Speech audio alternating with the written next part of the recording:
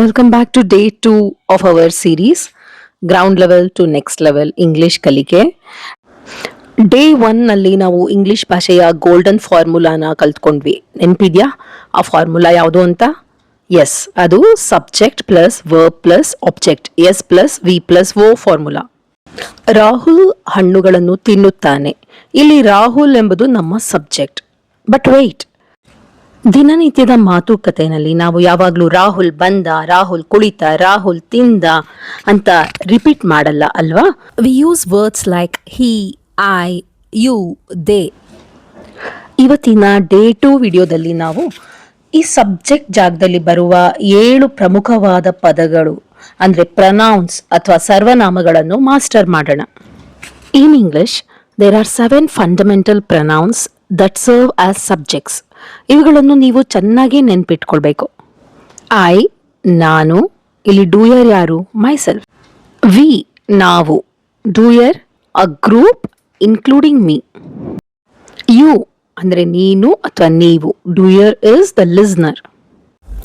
They ಅಂದರೆ ಅವರು ಅಥವಾ ಅವು. ಹಿ, ಅವನು.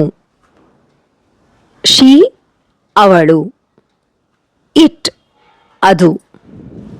Now, let's put them in our formula. ನೆನ್ನೆ ಕಲಿತ ಆಕ್ಷನ್ ವರ್ಬ್ ಪ್ಲಸ್ ಆಬ್ಜೆಕ್ಟ್ ತಗೊಳ್ಳೋಣ. Eats fruits. ಈಗ ಹೆಸರಿನ ಬದಲು ಈ ಮ್ಯಾಜಿಕ್ ಸಬ್ಜೆಕ್ಟ್ಗಳನ್ನ ಹಾಕಿ ಹೊಸ ವಾಕ್ಯನ ಮಾಡೋಣ.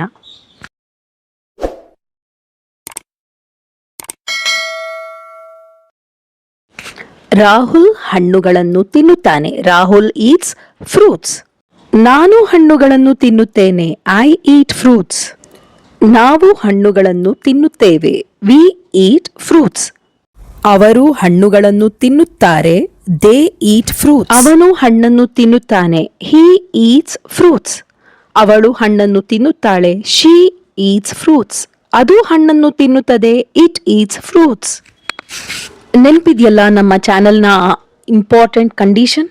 If you really want to change your English, ಪ್ರತಿದಿನ ಕೇವಲ 10 ನಿಮಿಷಗಳ ಕಾಲ ಸಮಯ ಮೀಸಲಿಡಬೇಕು. You must watch every video daily without fail. ಕೇವಲ ವಿಡಿಯೋ ನೋಡಿದ್ರೆ ಸಾಲದು, just observe everything around you. ಇವತ್ತು ಕಲಿತ ಆ 7 ಮ್ಯಾಜಿಕ್ ಸಬ್ಜೆಕ್ಟ್ಗಳನ್ನ ನಿಮ್ಮ ಡೈಲಿ ಲೈಫ್ನಲ್ಲಿ ಬಳಸೋಕೆ ಟ್ರೈ ಮಾಡಿ. Try to use it in your daily conversation. If you are ready for this challenge ಮತ್ತು ಈ ಸಿಂಪಲ್ ಲರ್ನಿಂಗ್ ಸ್ಟೈಲ್ ನಿಮಗೆ ಇಷ್ಟ ಆಗಿದ್ರೆ ಒಂದು ಸಣ್ಣ ರಿಕ್ವೆಸ್ಟ್. ಈ ಸರಣಿಯ ಮುಂದಿನ ಎಲ್ಲ ವಿಡಿಯೋಗಳನ್ನ ಮಿಸ್ ಮಾಡದೆ ನೋಡಲು ಇಲ್ಲೇ ಕೆಳಗೆ ಇರೋ ಸಬ್ಸ್ಕ್ರೈಬ್ ಬಟನ್ನ ಕ್ಲಿಕ್ ಮಾಡಿ, ಪಕ್ಕದಲ್ಲೇ ಇರೋ ಬೆಲ್ ಐಕನ್ನ ಪ್ರೆಸ್ ಮಾಡಿ. Let's learn together. ಈಗ ಬಿಗಿನರ್ಸ್ ಮಾಡೋ ತುಂಬ ಇಂಪಾರ್ಟೆಂಟ್ ತಪ್ಪುಗಳನ್ನ ನೋಡೋಣ. ಗಮನ ಇಟ್ಕೊಂಡು ಕೇಳಿ. ತುಂಬ ಜನ ನಾನು ಕಾಫಿ ಕುಡಿಯುತ್ತೇನೆ ಅಂತ ಇಂಗ್ಲಿಷ್ನಲ್ಲಿ ಹೇಳುವಾಗ ಮೀ ಡ್ರಿಂಕ್ ಕಾಫಿ ಅಂತಾರೆ. ಇದು ಕಂಪ್ಲೀಟ್ ಆಗಿ ತಪ್ಪು. ನಮ್ಮ ಫಾರ್ಮುಲಾ ಪ್ರಕಾರ ಕೆಲಸ ಮಾಡುವ ಜಾಗದಲ್ಲಿ ಸಬ್ಜೆಕ್ಟ್ ನಾನು ಅಂತಂದ್ರೆ ಯಾವಾಗಲೂ ಐ ಮಾತ್ರ ಬರಬೇಕು, ಮೀ ಅಲ್ಲ. ಮೀ ಅಂದ್ರೆ ನನಗೆ ಅಥವಾ ನನ್ನನ್ನು ಅಂತ ಅರ್ಥ. ಅದೇ ರೀತಿ ಒಂದಕ್ಕಿಂತ ಹೆಚ್ಚು ಜನರಿದ್ದಾಗ ಅವರು ಕ್ರಿಕೆಟ್ ಆಡುತ್ತಾರೆ ಅನ್ನೋ ಕಡೆ ಕೆಲವರು ಹಿ ಅಂಡ್ ಶಿ ಪ್ಲೇ ಕ್ರಿಕೆಟ್ ಅಂತಾರೆ.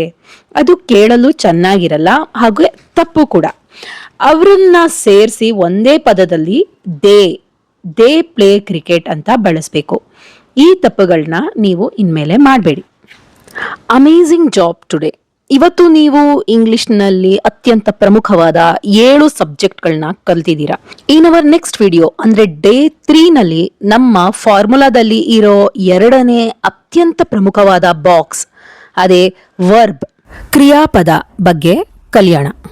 ಆಕ್ಷನ್ ವರ್ಡ್ಸ್ ಅಂದ್ರೆ ಏನು ಹಾಗೂ ಐ ಈಟ್ ಮತ್ತು ಹಿ ಈಟ್ಸ್ ನಡುವೆ ಇರುವ ಆ ಸಣ್ಣ ಮ್ಯಾಜಿಕ್ ರೂಲ್ ಏನು ಅಂತ ಡೀಪ್ ಆಗಿ ತಿಳಿಯೋಣ.